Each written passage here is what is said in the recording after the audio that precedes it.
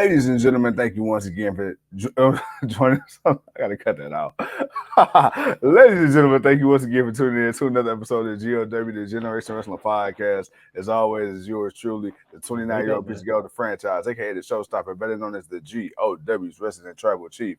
And with me, as always, come my tag team partner, my brother, my family. He is the flyest in the room, Mr. 1, 2, 3. Pin that ass down, K Breezy, aka EC's resident Isaac Hayes, King Tuco in the building, bro. What's good?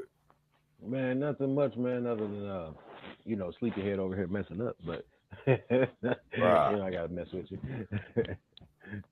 And it's funny, like how you see something happening in real time, and it's like it's about to happen, and it ain't a damn thing you can do. But like, I felt it from the very moment the damn thing said live.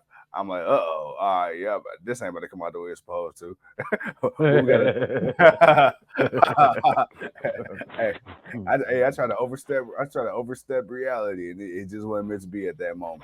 But hey, No, look, sir. I figure out how many thousands of intros we did by now, man, including mess ups and retakes. I figure, man, the franchise allowed one every now and again. Look here, man. I love when your birthday comes around. Oh, bro. Hey, I swear to God, it take me at least a good 3 months to get my age right.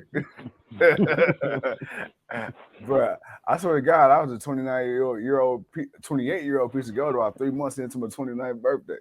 It's like, damn, when you still 28, boy, damn, boy, you gonna be 28 forever. Hey, but guess what though? Hey, man, look, so we got to come up with a new moniker, man. It might be because Dirty 30 right around the corner as we speak. So let's. Oh yeah, actually, about a little over a month away. So hopefully we ain't gonna have them 20s issues. You about to come up on that soon, bro. Hey man, hey, you ever seen that clip of Kevin Hart, Don Cheadle, and Don Cheadle was like, "Yeah, I'm 50," and then Kevin Hart like, "Damn." Right. hey man, look, I just realized, man, hey, once 30 hits, I'm on the road to 40, and I looked at myself like, damn. Oh man, hey, look, my knees and my back and my elbows already don't act right, so man. But anyway, that's neither here nor there, man. Let's talk about some legends, man. Let's talk about some Stone Cold Steve Austin's. Give me a hell yeah. Let's talk about The Rock and the Millions. And Millions. I'm excited about this one, man, because dude, this is a very unique era of superstardom in the WWE.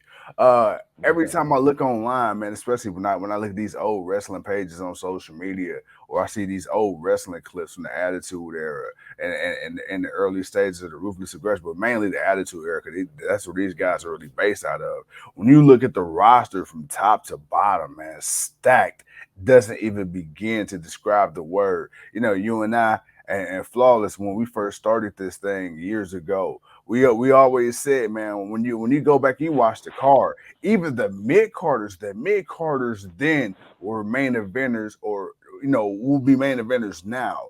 That's how much star power they had. I mean, you could literally go from top to middle to bottom of the card, and there was a superstar somewhere, some way. And if they weren't quite a superstar, they were over enough. There was something coming. There was something about them. Like, that guy's got something. Not all of them were WWE champion, but they were a lot of them that definitely made great names. Being intercontinental or tag team or just being a hell of a character. Yeah, and that was the thing, because back then, especially back then, when you look at it, when you look at that era and a little bit before, there's so many people and there was so much greatness at one time where everybody couldn't be a WWE World Champion or singles champion. So you might have had to be an intercontinental. You might have had to settle for the US. You might have settled for a tag team at the time, a European or a champion like that, or a hardcore champion.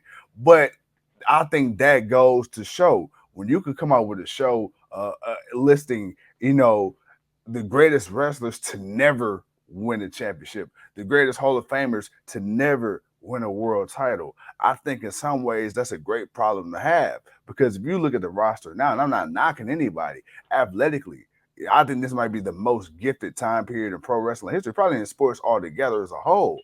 But when you look at how many people on this roster now are the greatest that would probably never be, I don't think it is nearly as many as back then who never was, that probably could have or should have been. Well, that too, but also you have to think about it. Back then, it was also at a time where Vince needed guys to step up. That's Like true. it wasn't even so much as that there were just a lot of stars. It was just that there were some guys, they kind of had that something, but Shawn Michaels was kind of, the Bret Hart thing was kind of going, kind of fading out, ending. Shawn Michaels was going through his issues. Undertaker was Undertaker, Yeah. and that was kind of really about it. You didn't really have too many other, you didn't really have too many other people, or the people you had, they were still kind of like that old, you know, goofy kind of characters that Yeah. WWE was that needed to get away from. Yeah. So Yeah. it took a minute, and then again, but like you said, you had a few people where it's like, man, I see that something in them. Like you saw in the Shawn Michaels and the Bret Hart. Like you saw that, like, man, I see something in them. They can be moving up soon. And Rocky was like that. What's good, Leo? What's up with you? And Rocky was like that. Hell, Austin was like that because he Yeah. came in as the ringmaster. Yeah. It's not as over with the ringmaster. So No. it No. took a Yeah. minute even for him, Yeah. just like it did for The Rock. So it wasn't the fact that a lot of the people that the catchphrases of "oh, you didn't know" or "everyone what does everyone want?" Yeah, and Hey, it's like and it's like hey, I still those want that. catchphrases are right. It's like catchphrases now are they're infamous now, but Yeah. they're the shit now. But it took a minute for some of those, and Yeah. even then, some of them were way over than the ones you really wanted to be over, but they weren't really doing anything too important. So it was like it's still that kind of give and take in wrestling, even then. But no, you had the potentials, a lot of potentials, and you didn't have you couldn't have had two better potentials than these two guys right now, man. The Rock and Stone Cold, and just The Rock. I mean, what made him, not only was it the submission match with Bret Hart, but it was really Yeah. just the match he had with Owen Hart where he broke his Mm-hmm. neck, or where it fused in on him. And of course, we all know about Rocky Maivia, Yeah. the happy-go-lucky Rocky Maivia, man, and how he Yeah. came out. So they had their rough beginnings, but they definitely found their niche, and once they found it. Well, let's talk about it, man. Let's talk about the guy, the previously mentioned Stone Cold Steve Austin, formerly known as the Ringmaster. Hailing from Victoria, Texas. Let's talk about Stunning that Steve boy. Austin. Yeah, Mr. Hollywood Blonde himself. Aligned himself with greats like Brian Pillman and so many others. But yo, When he okay. had hair. Yeah, right. That was a handsome son of a gun right there. Speaking of had hair, even The Rock, The Rock, he played with people's emotions. One minute he bald like Tupac, the next minute he got hair like Tupac. He just didn't Man. know what was going on. Uh, and then he turned into now one of the biggest movie stars in the history of the genre. But okay, let's talk about Stone Cold Steve Austin. Then work our way into The Rock. You got Stone Cold Steve Austin, man. Like you said, the Ringmaster. One half of the Hollywood Blondes. And here's a guy who, much like the Undertaker in the beginning of his career, much like Triple H at the beginning of his career. It's funny when you look at guys who have become legends, and girls too, but in this Hmm. instance, guys who become legends in this business. They started off with gimmicks where it didn't look promising for them. You talk about John Cena when he came in as the prototype, and he had that whole gimmick. And then, his other gimmick before he became what we love today, the Doctor of Thugonomics. And, same thing with Chris Jericho. Before he became Chris Jericho, man, Stone Cold Steve Austin, he always had the look. He had something. He was one of those guys that you looked at him and it was like, I don't know what it is, but you got something. And if you can figure out whatever that something is, it's going to take you to the Hmm. next level. Because Hmm. as the Rainmaster, the promos weren't terrible, you know? Well, he Uh, didn't cut him. Ted DiBiase cut him, and he didn't win. He didn't really. I don't think he won any titles as the ringmaster, right, right, right. other than a $1 million championship. Outside of that, I don't think he did anything else prior to that. Right. It's right. So he had Ted DiBiase. So on that part, he was safe.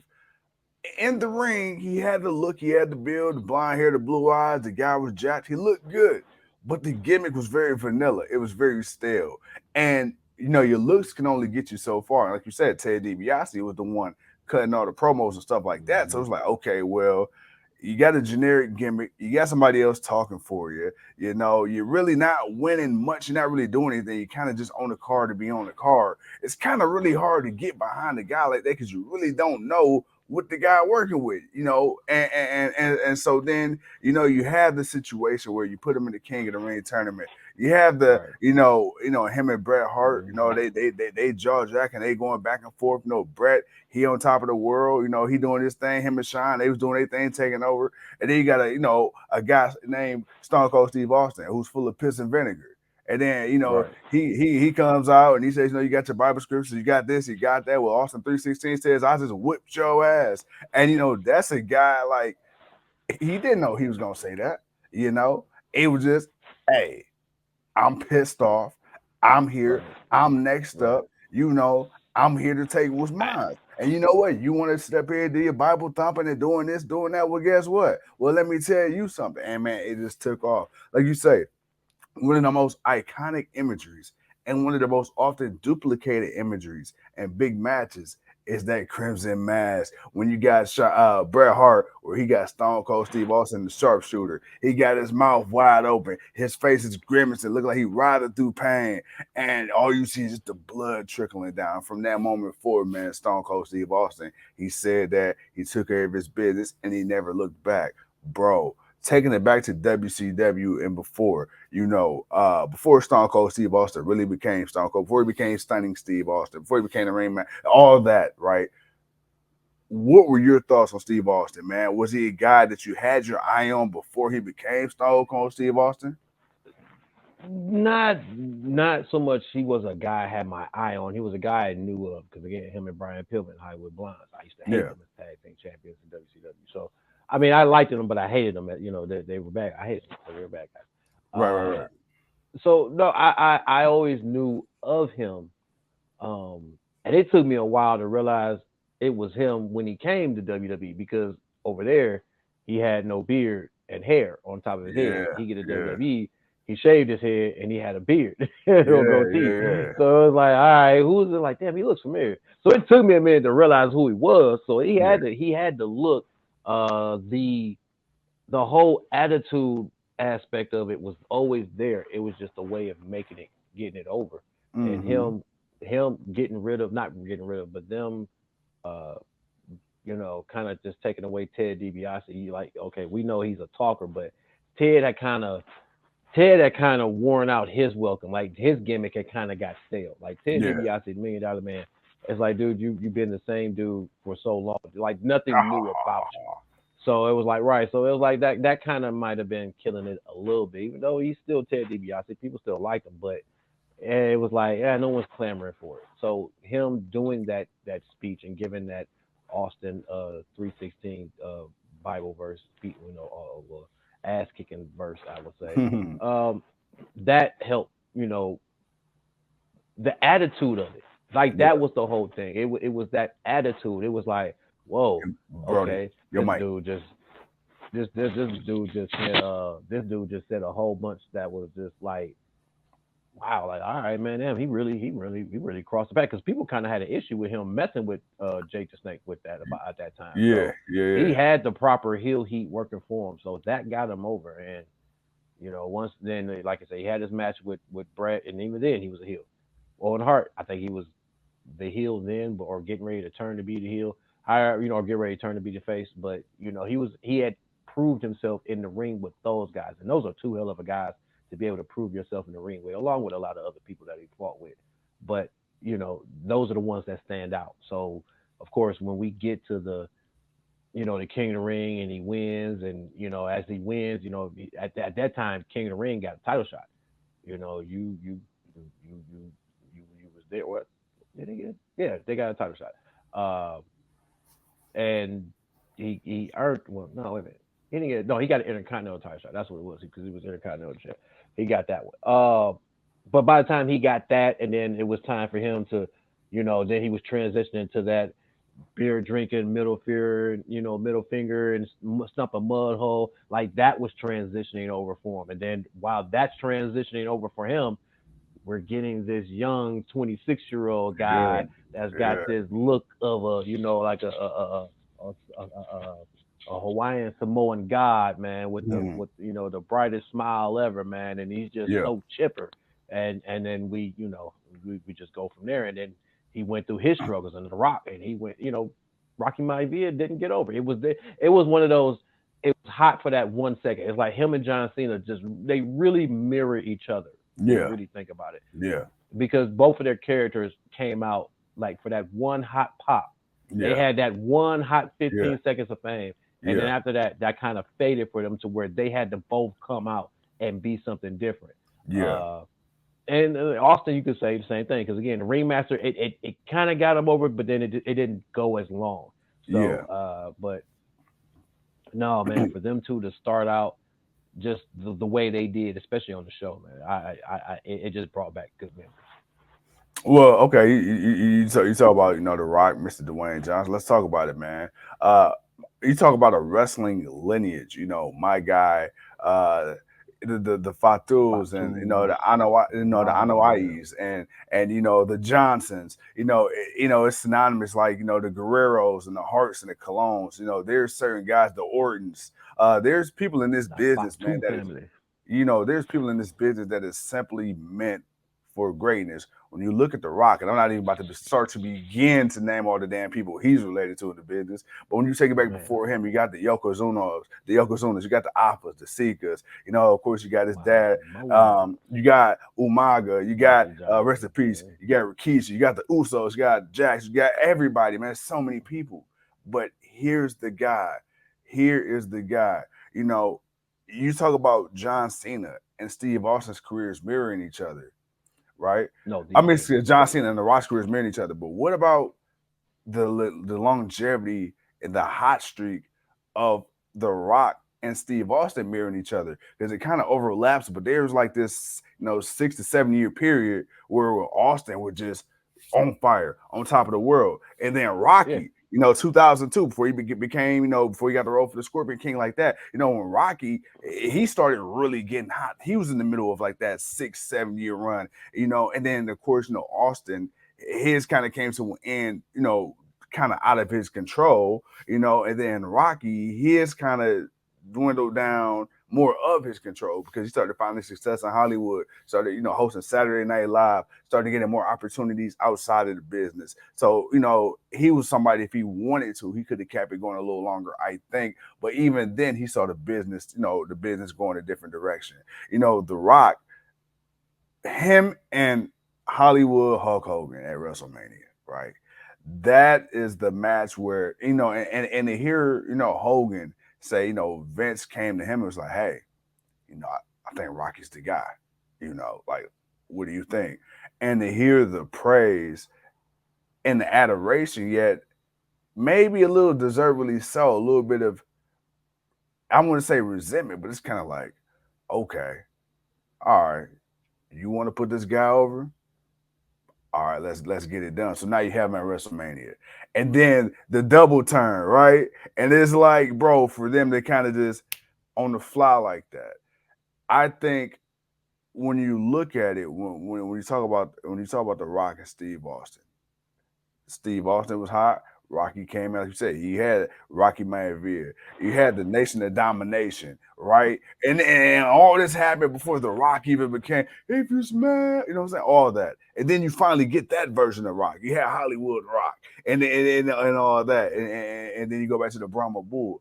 Dude, mm. what is it about guys like The Rock and Stone Cold Steve Austin? What is it about their personality? Because there's so many over the top personalities. And like you say, this was coming at a time where WWE needed to get more serious to compete with the more realistic storylines of a competing WCW. And what was funny about it then, when you got The Rock, who's known for his comedic timing, when you got Stone Cold Steve Austin, who's known for his badassery, but his comedic timing, and in an era full of like tough guys, what do you think was it about them two personas specifically that just gravitated, in the words of The Rock, the millions and millions to this day?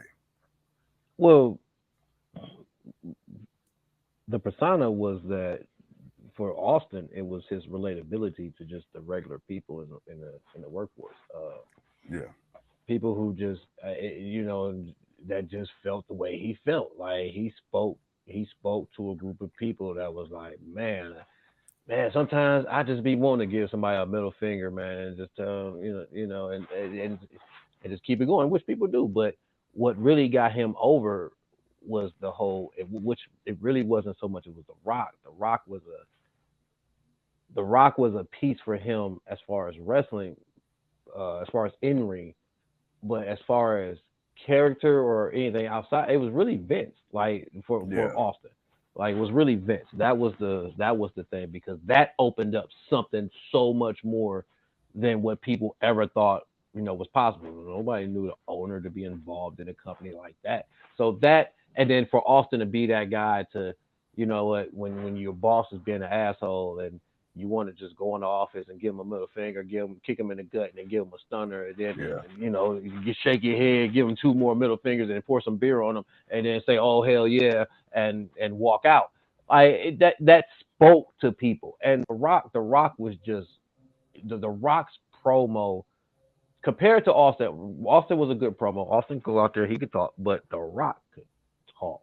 The Rock can just just grab you with his words, and that's what separated them. But that's what kept them at the peak. Now, when you think of Austin winning, getting a championship again, The Rock is coming up. You know,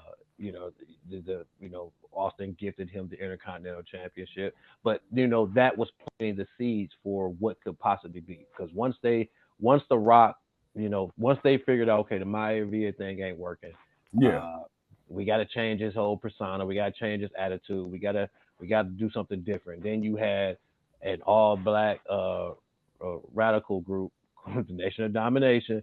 All right, from Ron Simmons, Farouk, and Mark Henry, uh, and you had them.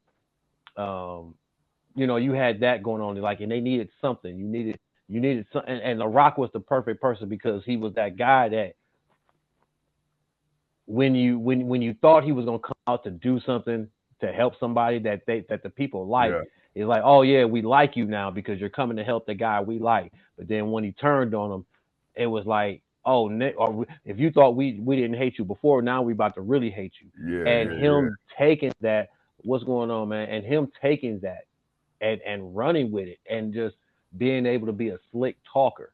Yeah. That's what got The Rock over. So The Rock being able to be charismatic, be a great character, and be able to talk and captivate you with what he's saying because The Rock always says some off the wall shit. Yeah. That's what gravitated him to the people as far as what he was doing. And the in ring was, the in ring. I mean, don't get me wrong, man. They weren't 5-star wrestlers, but Yeah. they were fine tuned in ring workers. And I'd say they weren't wrestlers; they were good wrestlers because they were good, basic technical wrestlers. Yeah. I wouldn't call them the technicians of Kurt Angle or stuff like that, No. but No. No. they were for what at that time of how wrestling was. Man, they were the top of their game. Man, they knew how to work the ring. Great workers, most definitely great workers. I definitely would say that. So by the time we got to the first WrestleMania match. So it's like, all right, bet, that was kind of the key because The Rock got his opportunity to see how he works as champion, and we watched him go from Nation of Domination to win the Intercontinental Championship, kick Farouk out, talk all the trash he talked, basically betray everyone else, decide to go on his own. Then he joins Vince McMahon, becomes the corporate champion. So it's like you had all the elements of him becoming the guy that we see today. Just that arrogance, that attitude, Yeah. everything. And then of course Austin being the opposite of him. You know what I'm saying? Because he's the good old boy. Not like that, but he's the redneck. He's the Yeah. beer drinker. He. You know what I'm He saying? does he doesn't wear He's the that fine blue collar clothes. guy. He for the people. Yeah, he's not wearing the fine clothes. He's not driving a fancy car. He's driving a pickup truck with a 24 pack of beer right next Yeah. to him with a shotgun in his window. That's that's Stone Cold Steve Austin. All right, Fact. that's who he is. The Rock Fact. is driving Ferraris with them ugly ass shirts, and this is who and that class. So that was a thing there. Adding the element of Vince McMahon helped bring that, but and then what helped The Rock, unfortunately, was Austin's injury.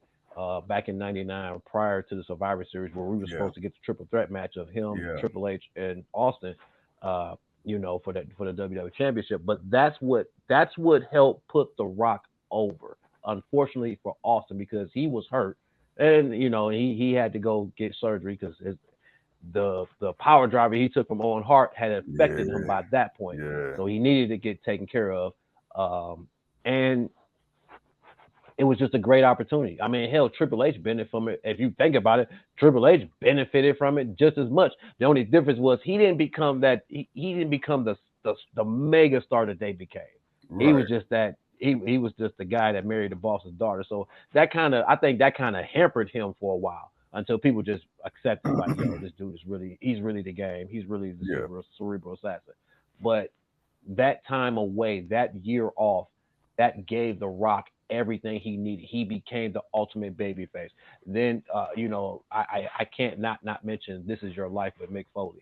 I mean, dude, that was just Yeah. a half Yeah. hour of just you never saw a promo go that long Yeah. and have that reaction to it. Yeah. Like, people loved it, man. People watched it. It was one of the highest rated segments, non-wrestling segments on a wrestling show, longest and highest rating. So you have to look at a little bit of those things and see the impact that it had over that time frame. And then, of course, when Austin comes back, man, it's close to the Royal Rumble time, and he gets his revenge. He wins the Royal Rumble. He gets his revenge on Rikishi, and then, of course, by this time, The Rock is champion. So now you're setting up round two, WrestleMania 17, baby.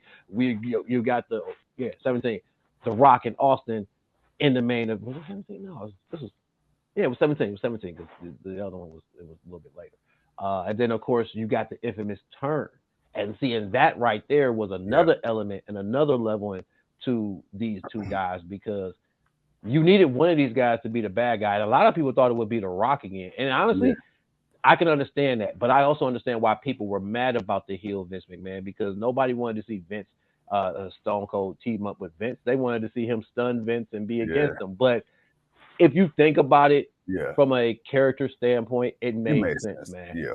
How thirsty was he to get back to being the top guy? Like, Yeah. he wanted to be back, and here's this one guy that he knows that has that has not only reached his level, but might have actually passed it. So Yeah. now he's got to get it back. So I've always loved that element of it, just that their rivalry told a great story. You got to see great character change in both of them. Regardless of how you felt about heel Steve Austin, I like the heel Steve Austin. Yeah. I'm not Yeah. gonna lie, man. It was different, man, Yeah. because you Yeah. always wanted to. I always wondered what that type of Steve Austin would be if he was a Right. heel, or how he would act, or how he would do stuff. And he did things the typical way that I thought he would, man. As a heel, he cheated. He did everything. But a lot of times he did it by himself. And not to say that people didn't help him. A Right. lot of Right. times Right. Steve was just out there just being Whooping cold ass. blooded. He was being a Yeah. cold blooded rattlesnake, and he was getting people. And you build up The Rock, like you said, around this time he's going to do movies, doing the Scorpion King and stuff. So he's kind of there, not there. But that adds to the element of, who's this guy that's going to be able to beat Stone Cold Steve Austin? Who is Yeah. that one guy that's going to come up against this invasion that's going on? And you needed The Rock, man, which again brought the people back together, because anytime you got The Rock and Austin together, it's just electrifying. And it truly is, man, because you about to get the best out of these two, and you can't do nothing but love it, man. And I want to let you talk, but the finale, the third time around for WrestleMania, man. And again, we get another character switch. The Rock is Yeah. now back to being heel, but Yeah. now he's Hollywood. He's truly Hollywood Rock, Yeah. and he's Yeah. telling the Sacramento Kings, you're the Sacramento Queens, and he'd rather go back to L.A. and he's doing all this stuff, and Austin is on his way out the door. Right. Right. And Right. that was that to me that hurt, because I understood why he was on his way out the door. Like, bruh, hey man, you got to go. I mean, it was personal, but it was also business wise why he Yeah. had to leave. No. No. Absolutely. Absolutely. And before we get ready to wind it down, man. No, like, dude, Stone Cold Steve Austin and The Rock, they came in at a time where the business, Wrestling needed him. yeah, Wrestling needed him. the business was gonna be the business, but I think it would have been dramatically different had you not had because you got to think about okay, not only what they meant to each other, and actually, who said it earlier? Clive. He said the Rock can get a stunner and do a flip backwards. Like these matches that they had with each other, the way they sold for each other, but specifically the Rock. Again, at a time period where you're trying to go a little more serious, a little more reality based, quote unquote, and to see The Rock, 260 pounds, taking a stunner and just doing the most goofy shit. When you hear the story about how the people's elbow came about, and when you look back at the people's elbow, bro, ain't no way in the hell that should ever be a finisher. But The Rock is such a great showman that it's like, bro, you really believe that if you do all this and take the elbow pad and throw it off, and you do a little head, bop, bop, And boom, you go from rope to rope, and then you walk up, and then you just shake your arm and then drop it. Right, Oh my God, man! The dude is out for 5. He's out for 5 seconds, but you can get to 3. All right, you only need 3 seconds, but he's gonna be out for 5. Come on, man. It's just like stuff like that with Stone Cold Steve Austin. He'll hit you with the stunner, then he'll do all the little trash talk in your face, and he doing everything other than pin you. And then he finally pinned you, and then he trash talk you some more. You just laying there like, I did that. Well, see, that's the thing with the stunner. It's like it's more of a nah, bro, you out of there. Because that's why people love the stunner, man, because it's one of those kick to the stomach, put a head, chin, drop down, bam. Yeah. I mean, it's like if you ain't never had that done, okay, if you ain't never caught your chin, jaw or chin on somebody's shoulder, not even trying to do the stunner, but just wrestling around a fight or whatever. Bro, man, that man, look, that it hurts. Right? I always wonder how he never broke his ass. I'm like, bruh, and then especially at the Royal Rumbles, but he just be going. Actually, I think that was part of. I think that's what helped his spine injury. You got to think about it. Hogan had the same issue. The only reason why Hogan had to get major hip surgeries because, bro, doing that leg drop like that every night. And you got to think about Hogan dropping the leg as much as Hogan was dropping the leg then. Man, he big as that was a huge reason. That was a huge reason that he had to get major hip surgery. Austin's spine, you got to think about him dropping and plopping on his spine. That pressure, that mounts up, man. Because you think about it, he's out on the road a lot, and he's giving everybody a fucking stunner. Everybody a stunner. Yeah. I beat that out. But he's giving everybody a stunner, and that amount of pressure of constantly that wear and tear and that constant dropping down on your butt, bro, that's got to be jamming up his spine, which it was doing. So that it had its effect. I mean, you think about Triple H and his quads, man.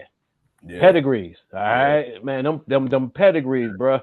Some of these moves, man, they are awesome and they are devastating, and they're some of the best moves. But when you really think about what the person has to do to do the move and the impact that it really has, when you think about it now, man, some of the coldest moves. But that's why when you think of Shawn Michaels, man, sweet chin music, easy. Undertaker, choke slam, easy. I just gotta pick you up and drop you.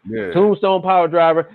I would contribute that to his hip injury because you constantly dropping down on your knees, on people. But certain moves, man, it definitely didn't have just an effect on the person receiving it. It had an effect on the person that was giving the special move. So, but I mean, you can't do no better than a Rock and Austin, man. I mean, the rock bottom, that was a nice move. You could sell with that one, but the stunner to me was always legit. It was always one of those moves you was like, when done properly, okay, now because not everybody can take a stunner properly. So sometimes it didn't look like it would do much, but Vince was horrible for it. He never could. I don't think Vince never took a good proper stunner. Vince has 0 for 1,000. He has never taken a good proper stunner. So, but no, man, The Rock was one of the greatest in-ring talkers. I mean, the guy could work the ring. His character, his charisma, he oozed it. It oozed out of him. And when it did that, it was infectious because it affected other people along that way, especially Mankind, because you can't never disregard Rock and Stock Connection. And not at all. He needed that. He needed that arrogant Shawn Michaels. He needed that Undertaker. He needed that Rock. He needed a lot of those guys because they helped bring depth to his character. And again, they needed each other because they elevated each other because they were the two people. It was like, oh man, we got this beer drinking shit talker, and we got this Hawaiian shirt shit talker over here with the sunglasses on with the shirt out, showing his chest. Man, bro, these dudes is they finna go at it, man. So it was awesome. It was an awesome time, and just for that 6 to 8 year window of just being able to see these guys do what they did, man. Greatest best time in wrestling for me ever. Absolutely. And like you said, man, you got two of the greatest to ever do it. You got Stone Cold Steve Austin. Hell yeah. You got The Rock and the Millions. And then you got the GOW, man. Bruh, I couldn't do this without you. We coming up on 4 years in about 2 months. So man, hey, look, we just out here. Hey, we styling and profiling. You know what I'm saying? We doing what they call in the business. We living the gimmick. We trying that. And with that being said, my guy, as always, another phenomenal episode, man. This was actually one of my favorites. I think we're on 5 years. We coming up on 5. 2019, bro. No. 19, 20, 20. Oh, no, 4 years. I'm sorry, it was 4 years. I have to stop doing that, man. Sometimes I'll count the first year, like, okay, that was year one. No, that's not year one. That was Hey, one. It's like when I be yelling at my kids, like 1 + 3 is 4. Like, it ain't 5. You don't count 1. You don't start from 1. You don't do that. Man, Joe says, man, he was at the Raw in San Diego, man, in 2003, and saw The Rock and made a return, and the crowd was ecstatic. Hell yeah, man, because it's The Rock, man. I mean, it's The Rock, dude. If he's coming out, he's gonna say something. He's gonna talk about some poontang pie. He's gonna call some people some jabronis. He's gonna tell you it doesn't matter what you think, and then he's gonna tell you what you can do with it. He's gonna tell you to shine it up real nice, turn that some bitch sideways, and stick it straight up your candy ass. Austin's gonna tell you he's gonna stuff a mud hole in you and walk you dry, and he's gonna drink a 6-pack of beer. What? I said a 6-pack of beer. What? And maybe a Bloody Mary. What? And then give a couple of stunners. What? And then another stunner. What? And then another stunner. And it's like, bruh, it's like, dude, how do y'all? And that's it. That's just that. That was it, man. And for guys to be able to just come out, which you don't have a lot of guys that can do that. Jericho, a few others, where they can come out and they can just get you with their words. Definitely two of the best. I would say Rock over Austin, but as far as star power, that mega star power, I would actually have to go Austin because he was that dude when Rocky was still trying to be that dude. So I would have to give it to Austin on that side point. Yes, sir. With that being said, ladies and gentlemen, thank you once again for tuning in to another episode of GOW, the Generation Wrestling Podcast. I'm the 29-year-old piece of gold. He's the King Too Cold. And have no fear, because tomorrow the GOW is here with our Friday night block party, baby. Yeah. And with that being said, man, until next time, this ain't goodbye forever. It's goodbye for now. We'll see you when we see you. Peace.